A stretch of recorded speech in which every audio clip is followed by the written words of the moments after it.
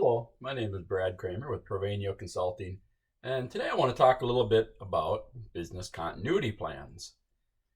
Every business should have a business continuity plan in case something were to happen to your business, some kind of natural disaster.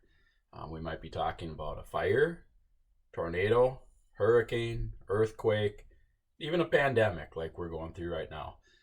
Basically, anything that's going to disrupt your business so that tomorrow when you go to your business, if there's nothing there, tornado swept it away, a fire burned it down, whatever, you have a plan that you can turn to in order to get back in action so you're not run out of business.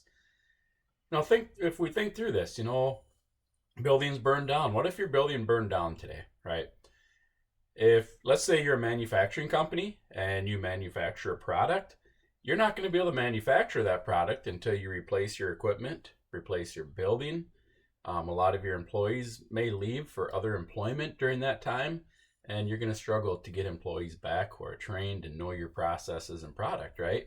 So how are you going to keep your employee or your customers from going to your competitor during that time? Because if they can't get product from you, that's what's going to happen. So that's what a business continuity plan looks at. How are we going to get past these hurdles in case something like that were to happen? Sometimes you might have large clients who are going to want to see a business continuity plan for your company. They want to know that if you're, say, contract manufacturing for them, if your building burns down or something happens, how are you going to make their product for them so they're not dead in the water without being able to supply their clients with product, right?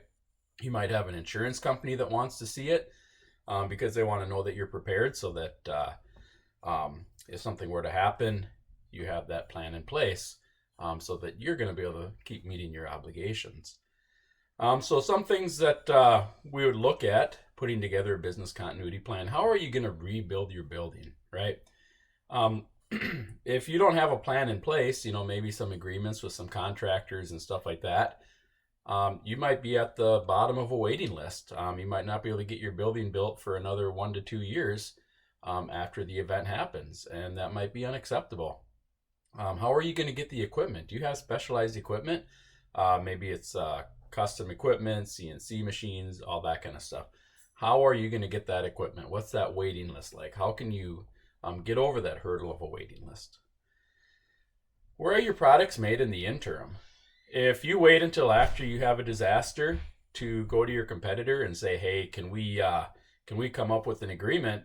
Your competitor is probably going to look at you and laugh because they have you over a barrel, and they're going to just want to scoop up your clients that come to them. Now, if you plan beforehand when neither one of you is at a disadvantage, and you can sit down at the negotiating table and say, hey, what kind of agreement can we come to? So that if something happens, we can have an agreement. Obviously, there's going to be lawyers involved to make sure that you're not going to poach each other's clients. You're going to help each other out. And again, lawyers are going to have to be involved to make sure that there's no monopolistic practices going on there because you got to make sure you're not price fixing and stuff like that. So that's where that's all going to come into play. Where do your critical employees go? Obviously, you're going to have some management and other employees that are going to be involved in the rebuilding process, and they're going to stay employed. But what are you going to do with all the critical employees that you can't afford to lose them because it's so hard once you open your doors back again for operations. You don't want to start with a whole fresh workforce that nobody knows what you do. Right? So how are you going to retain those workers or find a way to put them into gainful employment without losing them? How is your information backed up? Where's all your, if all your plans and stuff like that, let's say again you're a CNC machine shop and all your CAD files are stored on a computer, on that CNC machine, on a floppy disk. If that building burns down, you've lost all that proprietary information, all that technical information. So how are we going to store that stuff, including your business continuity plan, off-site? Is it on the cloud? Is it in a hard drive somewhere? Just making sure that you have everything that you need for your business to pick up tomorrow where you left off.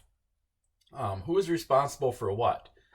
Are you a corporation where there's a corporate headquarters that management's in charge of everything? Are you a small operation where Your owners are involved. You have a board of directors. Who's going to be responsible for what?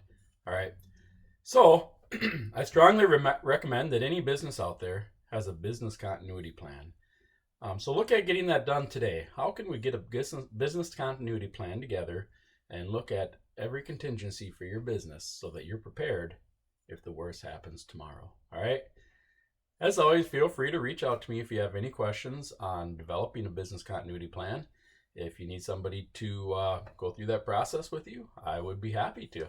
All right, Brad Kramer with Provenio Consulting. Take a look at that business continuity plan and see what you need today. Have a great day.